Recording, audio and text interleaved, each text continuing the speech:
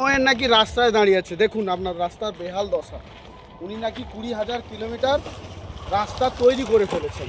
তা 20,000 কিলোমিটার যদি রাস্তা করে থাকেন, তা রাস্তার বেহাল দশা, রাস্তা তো মেরামত করেননি।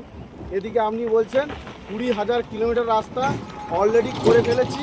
এই সামনেই উদ্বোধন হচ্ছে 20,000 কিলোমিটার রাস্তা। এটা হিজলপাড়া যাওয়ার রাস্তা, পাশেই ন্যাশনাল হাইওয়ে। গতকাল হাইকো সুন্দর ন্যাশনাল হাইওয়ে রোড দিয়ে গেছিলো, ওটা কেন্দ্র সরকারের রাস্তা। আর আপনার যে রাজ্য সড়ক, তার অবস্থা দেখুন, একবার দেখুন কীভাবে অবস্থা দেখুন।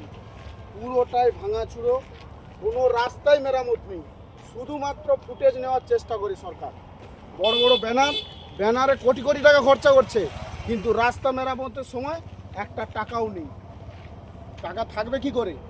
শুধু অ্যাড দিয়ে, মানুষকে ভাউতিবাজি দিয়ে ভোট নেওয়ার চেষ্টা করি, তাছাড়া আর কিছুই নেই।